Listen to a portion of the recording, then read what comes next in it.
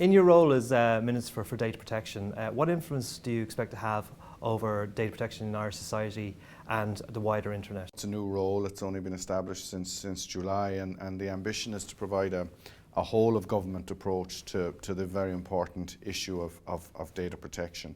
I'm the first European Minister for Data Protection, and I think it reflects a couple of realities. One, we have a very significant presence here in Ireland of data companies. 29 of the top 30 on the planet are here in the Republic of Ireland.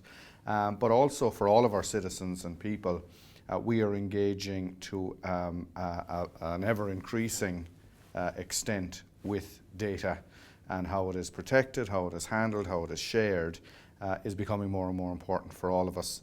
In terms of the Data Protection Commissioner, like as you point out, it operates from an office in Carlow with a very small staff. Do you see the resources of the Data Protection Commissioner being beefed up to reflect the wider reality that 9 out of 10 of the biggest born on the internet companies are here in Ireland?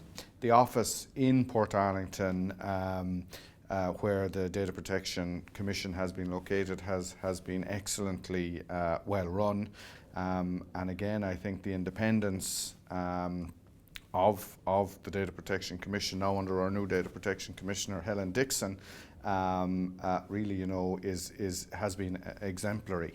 But given, as you say correctly, the increase in the requirement for a very robust regulatory system and to have that properly resourced, I was delighted a couple of months after taking over this job that we did secure a doubling of the resources and funding terms up to €3.65 million, and bearing in mind that virtually all of that will go to additional personnel, I think that has been welcomed by Helen, and I think will be of significant help to her in doing her job. The Irish water drama of the last year has been dramatic for many reasons, but one of the things that it raised was the use of PPS numbers, for example.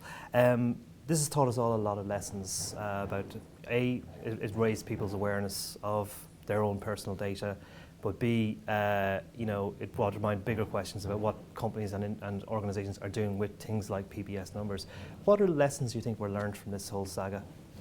Well, I hope that one of the lessons that's learned is that there's proper engagement in advance of deciding on rules and regulations with respect to how data is collected and stored. We have a very open Data Protection Commission that is happy to engage with businesses to try and establish if the data retention policies and the data collection policies comply with good practice. That's the first lessons that we have learned. The second one, and I have chaired the first interdepartmental group of secretaries of departments to point out to them that they have a responsibility to look very carefully at the very important and responsible function they have in protecting the citizens of Ireland's data when it is given to them. And I suppose thirdly, we really have to have constant regard that the data that is collected either by the state or semi-state sector, or indeed private business, and is held, is relevant to the proper functioning of, in the case you highlighted, of a department. We have a similar engagement now with the Department of Education about records collected for primary school children. The individuals themselves, we all have social network accounts, we all carry mobile phones. Often the situation is we can often be our own, bring about our own downfall through oversharing of information, not being smart enough or web smart enough about certain things on certain sites. What kind of things would you have to say about individuals and how, as Data Protection Minister, you can influence how individuals and citizens themselves take better care of their own data? It is vital that we all now, as we engage ever more, particularly younger people, with social media and data, and the development of the internet and things provides another whole layer of challenges with respect to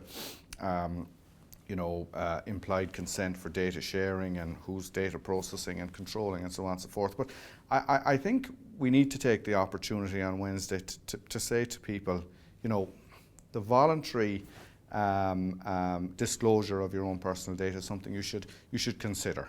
I wouldn't for a second suggest that anybody shouldn't put anything they wish to put on about themselves, but you know, it's very hard to suck things back again. The new regulation will help in that regard, because what has happened to date is there's a large amount of implied consent.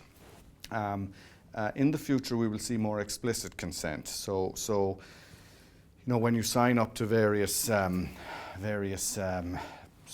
be they social media or whatever, rather than ticking a box to say that you don't comply with the certain practices, it will be the other way around. It will have to be an explicit consent.